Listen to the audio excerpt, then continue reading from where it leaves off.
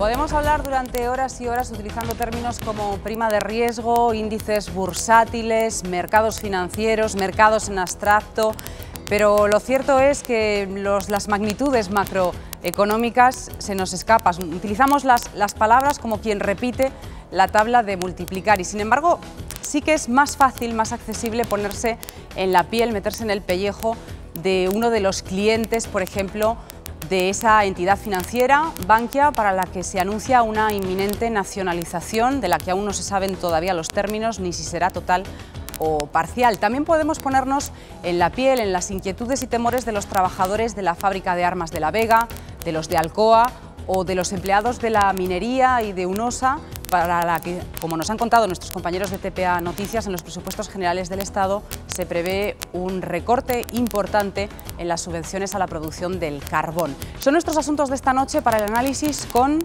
Darío Álvarez, economista. También nos acompaña una periodista, Chelo Tuya, Remedios Zapico, socióloga, profesora en la UNED, y Luis Arias Argüelles Meres, escritor y profesor. Muy buenas noches y bienvenidos. Muchas gracias por acompañarnos. Primera pregunta rápida para responder en una palabra sobre la situación de Bankia. Darío, una palabra. Yo diría dos. No sé cuál de las dos me quedo. O increíble o impresentable. Chelo. Yo diría una, vergonzoso. La banca siempre gana. Birloque. ¿Habéis llegado a esa palabra y a esa conclusión porque entendéis lo que ha pasado? ¿Sois capaces de procesar toda la información para saber cómo se llega a esta situación? Es que, como tú has dicho, en los 2 últimos años o 3, yo no sabría poner el Ecuador, yo creo que los ciudadanos españoles y en Europa en general hemos hecho un curso acelerado de economía, porque como tú bien decías en la cabecera, esas palabras como es la prima de riesgo, los fondos tóxicos, el IBEX 35, nos resultan tan familiares que parece que forman parte de nuestro diccionario cotidiano, ¿no? Entonces hay una cosa que es cierta y es que hay una situación que se da en los bancos que llevan diciéndolo durante ya mucho tiempo, que nuestros bancos no están saneados, y si no están saneados, las fusiones que se llevaron a cabo para garantizar cierta salida de esa situación parece que tampoco fue el resultado, y ahora nos encontramos de que el dinero público tiene que salir de alguna manera a sanear o a que estas entidades financieras sigan vigentes, es decir, sigan donde están. El problema, como tú dices, es que en los momentos de fulgor o de cuando las cosas van bien, los beneficios solo se reparten entre los accionaristas o accionariado, perdón, y en los momentos malos el dinero público tiene que servir para pagar los desequilibrios o las perversidades que el sistema financiero, la ingeniería financiera se está llevando consigo todo este proceso, ¿no? Sí, andando un poco en lo que se dijo anteriormente, yo creo que el sistema financiero es tan sumamente complejo que entrar en su intríngulis interno yo creo que muy pocos lo saben, y entre los pocos que lo saben no precisamente está en el gobierno, porque al igual que otras cosas, lo que dicen por la mañana lo desmienten por la tarde. Es decir, yo creo que en estos momentos no saben qué hacer con la banca, por una sencilla razón. Porque la banca, que sigo insistiendo, como dije en otras ocasiones, es la culpable de la crisis, nadie sabe realmente cuáles son esos tóxicos que tiene, que puede llevar no solamente al sistema financiero por delante, sino incluso al sistema económico. Por lo tanto, yo creo que lo que debemos aclarar, o lo que se debe aclarar perfectamente, es dónde está el agujero que tiene la banca para a partir de ahí tomar decisiones. Sí, a ver, yo parto de la base de la honestidad, que me obliga a decir que no soy economista. Entonces, de análisis, vamos, en este sentido mi opinión vale menos que la de una persona con conocimientos de economía. Pero a ver, yo diría, un primer punto, que aquí siempre se nacionalizan las pérdidas, cosa que merece una crítica política que debería llevarse a cabo. Segundo punto, dentro de la situación de la banca, yo creo que habría un distingo por lo que está pasando entre aquellos bancos que se fusionaron o se formaron con antiguas cajas de ahorro, es decir, con bancas públicas, por cierto, tremendamente politizadas, que no es la misma situación que la de los bancos, digamos, privados clásicos, ¿no? Y yo, eso, creo que hay que insistir en que aquí se privatizaron empresas públicas que daban beneficios de los cuales se enriquecieron mucha gente y, sin embargo, hay lo que se nacionalizan son las pérdidas. Y eso creo que políticamente es intolerable. Bueno, yo después de escuchar al economista que dice que esto no es difícil entenderlo, que la banca no hay quien la entienda, yo casi que pido paso palabra. Pero en ese caso voy a hablar. Yo decía que me parece vergonzoso lo que está ocurriendo con Bankia, porque se suponía que el sistema financiero español, nos decían hace 5 o 10 años, era el mejor sistema financiero del mundo, estábamos en la Champions League económicamente y de repente todo es ladrillo, todo es construcción, todo se ha venido abajo. Nos estaban engañando antes, estaban engañados los propios políticos, es que no sé a qué me da más miedo, la verdad. ¿Y tienen motivos para estar inquietos los clientes de esta entidad financiera? En principio los políticos han salido y han dicho que la mayor tranquilidad, que está cubierto, y de hecho hay un fondo que se llama un fondo de garantía de depósitos, que en estos momentos cuenta con 2.300 millones aproximadamente y que garantizaría que todos aquellos ahorradores que tuvieran una cantidad inferior a 100.000 euros realmente estaría garantizada su tramitación. Evidentemente no así con los accionistas, que correría a través de otros criterios o otras situaciones, pero yo creo que no sería para los ahorradores en esa situación, digamos, ¿no? Porque de hecho en otras situaciones anteriores ya se ha llevado a cabo. No estoy hablando de depósitos de riesgo o de otro tipo de productos financieros, sino para el ahorrador tipo medio, ¿no? Quiero decir, el ahorrador el que de la tiene, cuenta corriente, el de la nómina, exactamente, y los poquitinos de cada mes. Bueno, Rubalcaba está muy tranquilo, él ha dicho que tiene su dinero y que no pasa nada, pero a mí casi me da más miedo que los políticos digan que no pasa nada, porque no, es que hasta ahora han venido diciendo unas cosas y han sucedido las contrarias. Entonces yo no lo sé, no sé lo que le va a pasar a los clientes de Bankia. Si me permites un segundín, sí. Yo quería añadir otra cosa, que también me parece escandaloso que estos bancos, que bueno, acabaron con balances deficitarios como la Caja Mediterránea y demás, esos dirigentes de los bancos se jubilaron o fueron indemnizados con unas cantidades astronómicas por su gestión. Si su dialéctica es que hay que ganar según el rendimiento que se obtenga, aquí es justo al revés, lo aplican a los demás, pero a sí mismos no. Y eso me parece escandaloso, estas indemnizaciones y esta situación económica de privilegios en la que se quedan la gente, o sea, personas que hacen tambalear los ahorros de trabajadores. Estamos hablando de un caso, por introducir solo una variable más, Darío, y enseguida te doy la palabra. Estamos hablando del caso y de la situación de Bankia, que ha saltado a la luz y a los focos de la actualidad en las últimas horas, pero hay una pregunta también que parece que es clave. ¿Bankia es un síntoma de los problemas de los bancos españoles o es el problema de la banca española? Es que yo precisamente quería ir a ese tema, es decir, si el problema solamente es Bankia, es decir, no dejará de ser, hombre, es el cuarto banco de España, ¿no? Pero no dejará de ser otro problema más de una entidad financiera muy importante, pero digamos cuya salida, cuya solución yo creo que se podría dar, bien a través de la nacionalización, bien a través de, digamos, de mecanismos como pasó en otros muchos bancos, no ahora precisamente, acordámonos de Banesto o de la entidad esta catalana, Caja Catalana, etcétera. Es decir, si fuese el problema de Bankia, o incluso cabría hasta la posibilidad, puesto que estamos en una economía libre de mercado, que cayese como cayó Lehman Brothers. Y no pasó nada, es decir, el sistema sigue funcionando, mal que bien, pero sigue funcionando. El problema es que detrás de eso haya muchísimos más problemas, digamos, que seamos incapaces, o que sean incapaces quien dirija esto, de ponerlo en orden, un sistema que es el núcleo duro del sistema económico, ¿no? Del sistema económico actualmente. No, es que me sale una pregunta, ¿y tú no los ves capaces? ¿No? Hombre, tanto como no capaces, no lo sé, es el gobierno que tenemos, el gobierno elegido, con lo cual no tenemos más remedio que sean ellos quien lo solucione.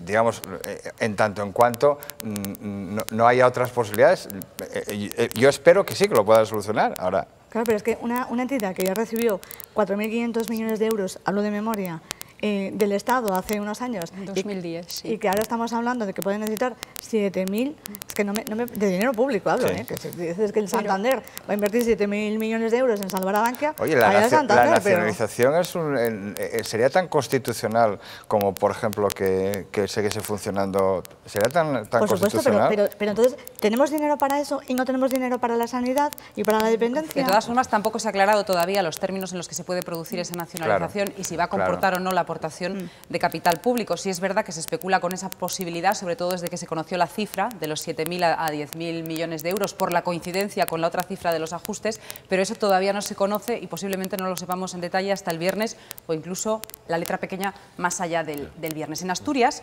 el foco de la actualidad también está puesto sobre la situación de la industria y de la minería. En concreto, TPA Noticias ha tenido acceso a un borrador de los presupuestos generales del Estado en el que hay una discrepancia importante. Parece ser que la SEPI, la Sociedad Estatal de Participaciones Industriales, había pedido unas subvenciones para la producción del carbón en Hunosa por importe de 65 millones de euros. Y parece ser que esa cantidad, al pasar por el Ministerio de Hacienda, se ha visto reducida hasta los 45 millones. Si de esos 45 además se restan los que quedaban pendientes de pagar del año pasado, las ayudas a la producción del carbón en Hunosa para este año serían de 27 millones de euros. ¿Estamos en la antesala de un cierre? Yo pienso que es la crónica de una muerte anunciada, efectivamente, porque uno de los problemas que se planteaban con este recorte es si es posible. En estos momentos estaríamos hablando de una plantilla en el sector de la minería de unos 1.900 trabajadores, no sé si llegarían a 2.000.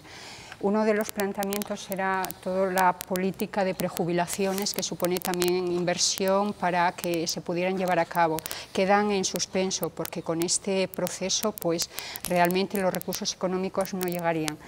Y evidentemente yo pienso que el calendario no sé si corrió a nuestro favor o en contra, pero lo que sí está claro es que hubo un tiempo donde se nos dijo que el sector extractivo, la minería, ya no iba a ser un sector, puesto que Europa ya lo había desaconsejado, es decir, la reestructuración que se había hecho ya en Francia, en Alemania, en Inglaterra, había dicho que no se va a invertir más fondos estructurales para la minería.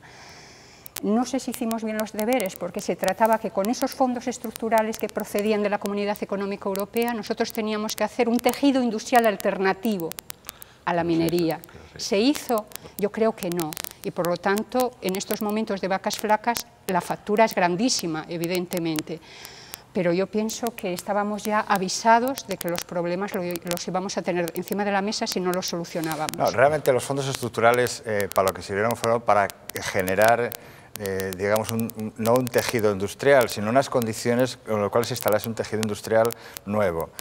Lo que yo creo, manteniendo la dinámica que hay en estos momentos en Europa, obviamente el carbón desaparecerá, y sobre todo, digamos, por las presiones que hay externas, internas y demás, yo creo que tiende a desaparecer.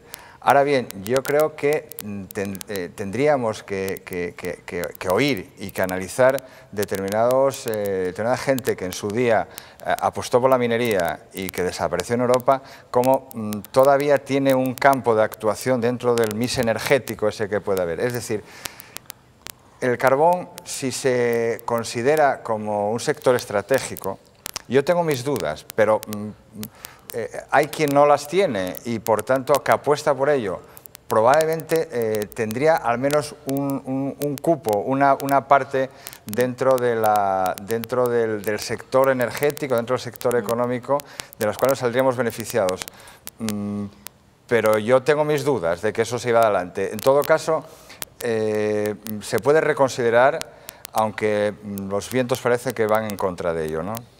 Mañana se celebra en Madrid, a las 9 menos cuarto de la mañana, la primera reunión de seguimiento del Plan del Carbón, en la que participa el actual ministro de Industria, José Manuel Soria. ¿Creéis que hay margen para cambiar esta situación? ¿Que hay actitud también para cambiar esta situación, para intentar darle la vuelta, Chelo? Los sindicatos ya dijeron que no. Lo que ha anunciado esta tarde los informativos de TPA ya estaba siendo avanzado. Los compañeros de Economía y Comercio siguen muy de cerca el tema de Hunosa y ya habían hablado recientemente, pues eso, de que quedaban en 45 millones la inversión para este año. Y los sindicatos dijeron, esto es el cierre, esto es el adiós. adiós ya, en 2012, no vamos a esperar al a 2018, 2014. ni al 18, que era un plazo que tenían previsto. Exacto. Yo creo dicen- que... perdón. No, no, y que Sí. en ese primer encuentro que habían tenido, un encuentro anterior que habían tenido con el secretario de Estado, habían salido muy decepcionados, porque decían que la política había cambiado, que quien antes defendía desde la oposición que el carbón tenía un papel siempre, estratégico, ahora ya no decía lo mismo. Y yo, bueno, abundo lo que tú decías, que esto es la crónica de una muerte anunciada y desde luego, la presencia de UNOSA en Asturias va cada vez a menos. Ahora, yo creo que aquí hay un tema muy interesante y es la discusión política que se puede generar en Asturias, el debate político en el sentido de los pactos que se pueden estar gestando, la postura que tiene UPyD, que dijo públicamente Rosa Díez, que yo creo que tiene que colisionar, en principio colisionaría con el PSOE, y luego también está la derecha, que yo no la llamo centro-derecha, yo creo que es derecha-derecha, pero bueno, aparte de eso. El PP no va a contradecir por el señoritismo a su gobierno de Madrid, y a ver lo que dice Foro en este sentido, que hubo un momento en el que estaban muy en contra de los recortes para Asturias, pero ahora en esa dinámica, suponiendo que exista de pacto, no sé si guardará silencio también. Entonces yo creo que eso también sería interesante ver el debate político, o debería generar el debate político aquí en Asturias ahora, ¿no? Hay otro escenario industrial que también atraviesa dificultades en distintos sectores. Nos centramos ahora en la fábrica de armas de La Vega, pero enlazándolo con la situación de la minería, da la sensación de que en Asturias cíclicamente se reabren debates económicos sobre sectores muy específicos, la minería, el caso de la fábrica de armas de La Vega, incluso las inversiones siderúrgicas. ¿Por qué es esto? ¿Porque hay una necesidad de reabrirla cíclicamente, porque las cosas cambian o porque no se cierran en condiciones, se cierran en falso cada vez que se abren? ¿Cuál creéis que es el análisis? Yo creo que es lo último, ¿no? Que más bien que se cierran falso, porque si se resolviese, o sea, de una manera estable, esto no tendría, como decías tú, por qué estar reabriéndose continuamente. Y lo de la fábrica de La Vega, que es lo que puede pasar allí si se abandona la actividad industrial y se pasa a Trubia, el afán especulativo que ya hubo en su momento, ya asomó en su momento, a mí francamente me horroriza, ¿eh? Lo que pasa es que los ciclos económicos cada vez se comprimen más, es decir, que en un momento determinado estábamos acostumbrados que había ciclos que estaban asentados durante un periodo de tiempo y veíamos cierta estabilidad. En estos momentos los cambios son a tal velocidad y también las magnitudes, la globalización ha cambiado totalmente la dinámica de los movimientos y es verdad que muchos problemas se han cerrado en falso, pero también las velocidades en que nos movemos ahora también está en eso. La globalización, por ejemplo, hace que las necesidades autonómicas, el Ministerio de Defensa y una multinacional tengan objetivos diferentes. Entonces, ante esta problemática no es en la autonomía quien decide, sino son otras instancias. Hombre, yo después de tantas reconversiones industriales que hubo en Asturias, yo creo que tampoco se cerró en falso porque, digamos, se asentó al menos una parte de ese sector industrial con una cierta potencia, por lo menos, bueno, está exportando, es decir, que en estos momentos se está manteniendo, hay una parte del sector, con lo cual yo creo que no está cerrado en falso. Es verdad que hay determinadas empresas o determinados sectores que sí, unos fueron influenciados por la crisis del ladrillo, y otras son empresas, digamos, que cíclicamente tienen problemas porque efectivamente, pero son empresas muy concretas que nunca se cerraron. Es decir, por ejemplo, el tema de la fábrica de armas, desde siempre se planteó, es decir, que una empresa como súper especializada en determinadas cosas como el armamento, llega un momento en que, bueno, por razones ya de viabilidad, va a reducirse cada vez más, ¿no? Pero sí tenía posibilidad de transformarse en otra serie de productos, incluso de tipo civil, que estaban en condiciones, con lo cual, digamos, esas embestidas hacia este tipo de fábricas, al final es una embestida hacia el tipo de industria que queremos. Pero, insisto, así todo, con todo, yo creo que hay una parte del sector industrial que sí supo adaptarse a los nuevos momentos. Yo quería ¿no? decir una cosa a lo que tú dices, me parece clave, diversificar la producción hacia ciertos productos que tuvieran más salida en el mercado, I+D+I, es decir, durante años se nos hizo la boca agua hablando que nuestro futuro era en invertir en I+D+I. Llegó la crisis, hace 4 años que ya nadie habla de I+D+I, que era un poco la solución a lo que estábamos hablando, de una industria clásica, tradicional, asturiana, y que en estos momentos podría reconducirse. Pero enlazando con el I+D+I, investigación, desarrollo e innovación, Lo cierto es que hay industrias muy potentes, con mucho peso en la economía asturiana, como Alcoa, que hoy han dicho, si no se resuelve la tarifa eléctrica, no hay nada que hacer para luchar contra la deslocalización, y esto no es nuevo, no es de ayer. O sea, este es otro debate también. Claro. Perdón. No, claro, por favor. Este es otro debate también pendiente. Vamos a ver, la electricidad que se está generando en Asturias. Habría que preguntarse, aparte del deterioro ambiental y paisajístico de toda esta proliferación de eólicos y demás, todo eso que se genera, ¿qué repercute positivamente en Asturias y qué no?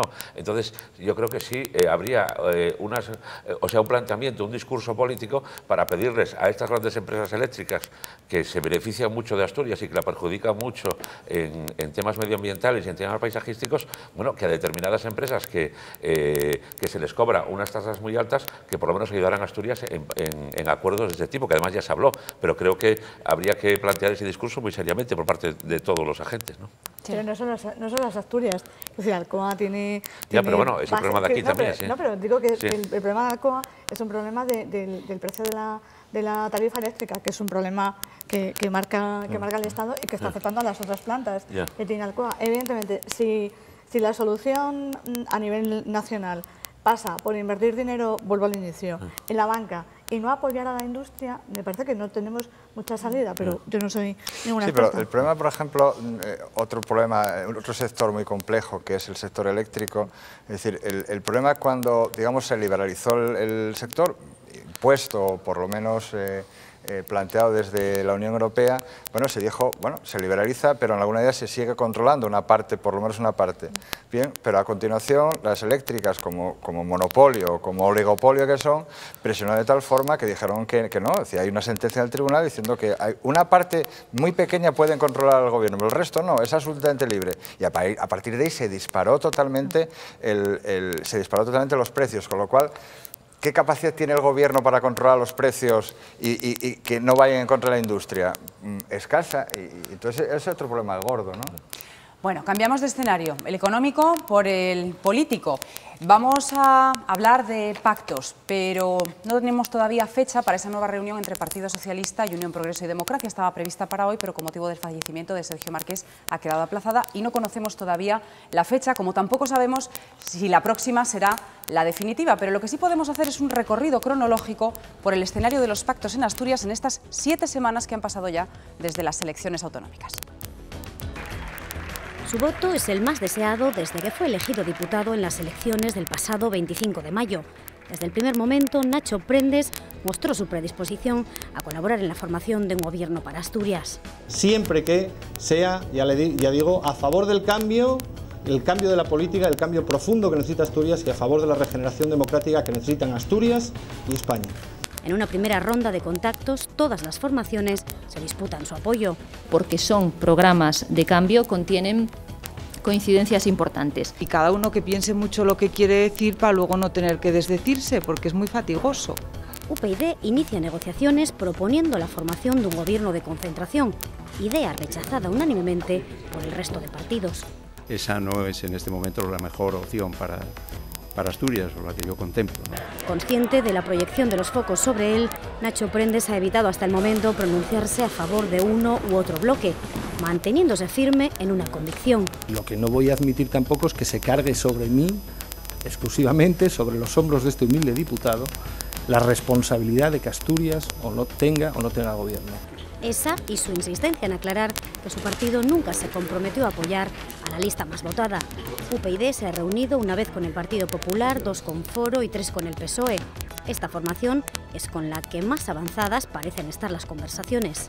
Ambos dicen estar de acuerdo en cuestiones como servicios públicos, sanidad y educación, aunque mantienen discrepancias en otros puntos. Una relacionados con los ayuntamientos, realizar un plan previo y que a partir de ahí se pueda plantear una racionalización no es algo a lo que estemos negados.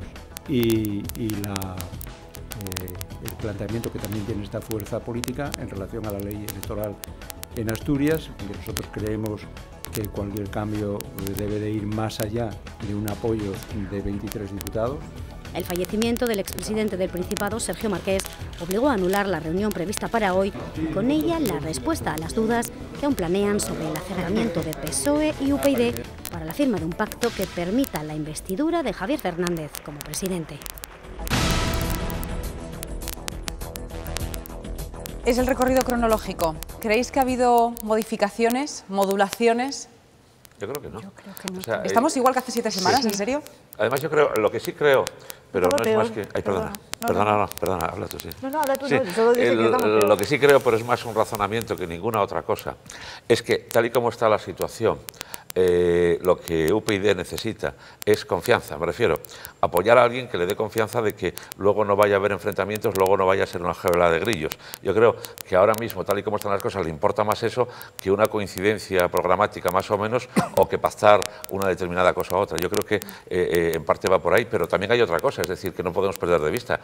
Tal y como están las cosas, siendo muy difícil o pareciendo muy difícil el pacto entre Foro y PP, tampoco Javier Fernández necesitaría en ese caso el apoyo de UPyD para ser investido presidente de Asturias. ¿Más opiniones? Chelo. Yo es que me repito como un ajo, pero vuelvo a lo de Bankia. Esto es vergonzoso también. Lo hablábamos antes, 7 semanas, Andalucía, que votaron a la vez que nosotros, ya tienen gobierno. Yo es que auguro que Francia va a tener gobierno antes que nosotros, y votaron el fin de semana pasado. O sea, una región como esta, en la situación en la que estamos económicamente, con esta crisis, no se puede permitir 7 semanas de bailes, de demando, de no me gusta, de no sé. Mira, y lamento muchísimo, todos lo lamentamos, la muerte de Sergio Marqués, pero no creo que sea una excusa para no celebrar hoy una reunión. Hay horas en el día, todos trabajamos muchas horas y te puedes reunir en cualquier momento, o reúnete en privado, pero sigue avanzando. No Ha me lo habido pares. reuniones en privado. Ha habido. No digo Espero, hoy, espero. pero sí en las últimas semanas, que además intencionadamente nos han comunicado a los medios de comunicación y lo ha pedido una de las partes. Pero en la en imagen que se negociación. traslada a la opinión pública es seguimos silbando y seguimos mirando cómo pasa el tiempo. Yo de todas formas no sé si veo la botella medio llena, es decir, quizás sea del aspecto más optimista, pero yo sí pienso que cambiaron muchas cosas, es decir, simplemente con las declaraciones y un poco con la puesta en escena, digamos, de los interlocutores, yo creo que sí cambió. Y me parece muy interesante la llamada por parte de los sindicatos y de la patronal a un gobierno fuerte. Y yo creo que si las cosas salen como deberían salir, es decir, que el Tribunal Constitucional echa abajo la sentencia del Tribunal Superior de Justicia, yo creo que inmediatamente se va a formar gobierno. Con el gobierno socialista, otra cosa es que vaya o no vaya al gobierno con Izquierda Unida, bueno, eso son cuestiones ya más peliagudas, pero yo creo que va a haber un gobierno del Partido Socialista. El problema está en que, por H o por B, Foro aumente un diputado. Entonces, ahí sí que ya tengo yo serias dudas, o casi diría que ahí sí que gobernaría la derecha. Pero bueno, esperemos que no. Por un diputado más o menos es más fácil que se entiendan Foro y PP.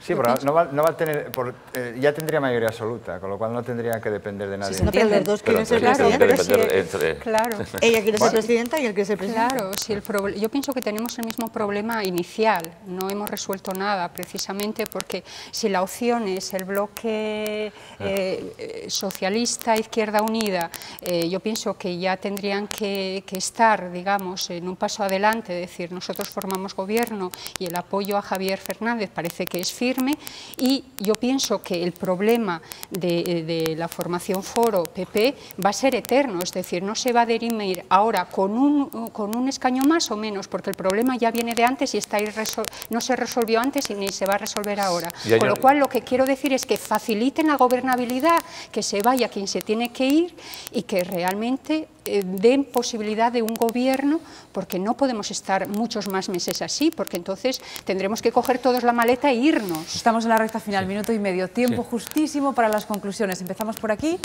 30 segundos, en 30, Darío, este escenario, teniendo en cuenta que mañana hay Junta de Portavoces y se fijará la fecha de ese pleno de investidura.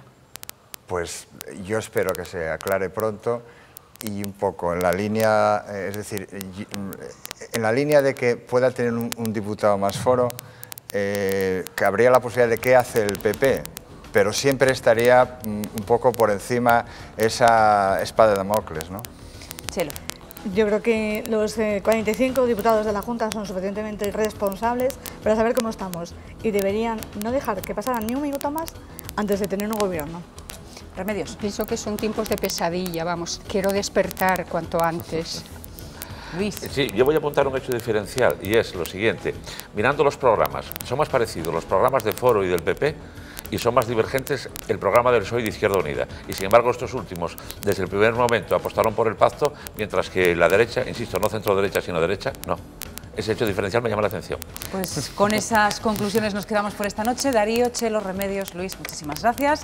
También a ustedes por seguirnos una noche más en Debate en 30 aquí en TPA. Saben que también pueden hacerlo a través de Twitter y de nuestra página web debateen30.com. Volvemos mañana con más debate, también en 30, a las 9:30. Adiós.